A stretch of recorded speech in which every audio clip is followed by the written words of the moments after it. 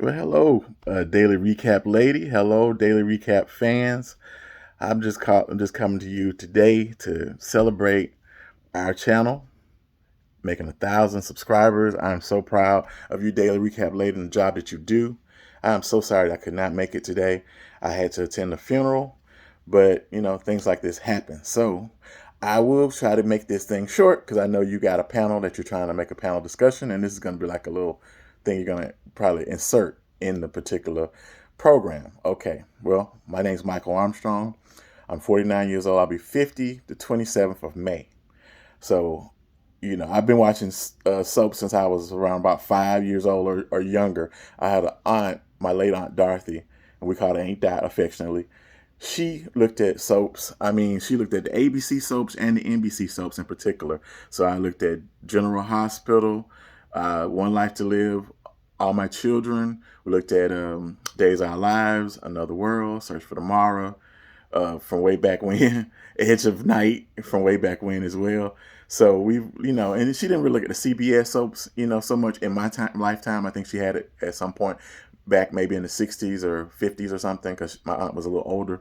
But in any event, I'm going to get down to it and I'm going to talk about what I do like about this show. What I like about this particular channel is the fact that we get the chance to discuss our soap and we all, have different opinions with different fans of different characters. But it's like we're sitting around as, fans just discussing it, just talking about the plots. A lot of times we agree on a lot of the finer points of the show that, where improvement is needed.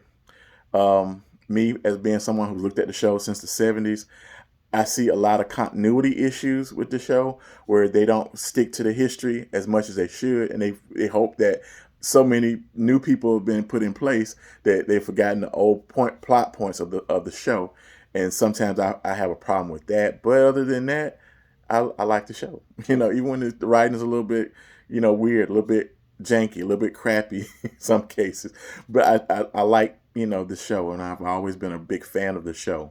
Now, I was asked about the super couples. Everybody liked Luke and Laura. Luke and Laura was a fairy tale couple. However, there was some problematic things with Luke and Laura. Um, Go back to the history of Luke and Laura.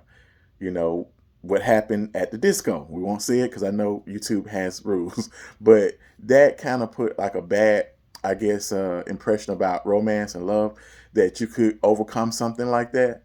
Um, I don't know. Is that looking back on it, it didn't age well. So that's why I guess they did not let Luke and Laura stay together as a couple as the show progressed. Um, but my favorite, one of my favorite couples was a little well known couple. It was Cecilia and Grant, and Cecilia Quartermain, Grant Putnam, later Grant Andrews. It was Cecilia Quartermain was the granddaughter of Herbert Quartermain, which was Edward Quartermain's first cousin. So Cecilia's of course, come to Port Charles to visit her relatives in Port Charles, New York. She was engaged to Grant Putnam, which was a guy she was already engaged to. But we find out that Grant Putnam was a Russian spy, along with another lady named, I want to say it was Natasha. And Natasha was she was a physical therapist that helped Luke Spencer when he almost died in an avalanche. So that's a long story short. This couple, even though he was a spy, they had fell in love with each other. So even though he was supposed to be a doctor and all of that, and I think he had trained to be a doctor so he could do his spy thing as a Russian spy. But they fell in love, decided to stay together, married for a while. He changed his name from Putnam to Andrew because there was an actual Grant Putnam that came to town that that the Scott Will took back over his role as being Grant, and it was really but it's a long story. Some of you guys who've been looking at the show for a long time will probably know it, but that was one of my favorite couples, Grant and Cecilia. And but later Cecilia ended up leaving Grant. She got with Jimmy Lee Holt. I believe they got married for a little while. It didn't last long before he ended up divorcing her and marrying Charity, and of course moving to Pato. But in any event, to make a longer story even shorter, The current couple on site that I like the best, it's kind of hard to even, say, because I think Molly and TJ are probably one of the better couples that are, been enduring. And even though their story is a little boring, probably, but I like them. They're interracial couple, so that's kind of a little different. You know what I'm saying, than what we are actually, uh, than we see all the time. Now that we're starting to see it more and more. Um, Also, um, I like who else? Who else? Um, I guess I like to Luke and Tracy, even though Luke is presumably dead. I like their little dynamic. I mean, it had to grow on me because it wasn't something that it was like a unlikely couple, but I did like them as well. Now you're saying why I'm not obviously saying one of my favorite female characters in her guy. Why don't I say that like them as couple? Okay, Sunny and Nina is growing on me. You know what I'm saying? Because I didn't necessarily think they were necessarily a good match. I think they do have chemistry, but because of the way they met and some of the challenges they have is, and then with Sunny's history of, just a string of women, it's kind of hard to say whether or not they're going to actually stay together. So, until they go to distance, I'm kind of like, they're an okay couple. I don't dislike them as much as Carly fans dislike them. But in my favorite characters, I guess I would say, of course, Nina's a favorite character, female, and Curtis is a favorite character, male. Now I know they're disliked by a lot of people because of their either instability mentally, in the case of Nina, and then in the case of Curtis, he is considered to be a hypocrite in some ways. But I don't know. They seem kind of human to me. They seem like that's kind of the people that you actually meet in the world. They are flawed. They have issues, but the core of them, what is that like? And the core of Nina, in my opinion, is good. She's a good, sweet person. You know what I'm saying? She has a lot of challenges, a lot of issues, and yes, she does need to get some therapy. I will agree to that. But so does half of the cast on the show. Michael and Willow.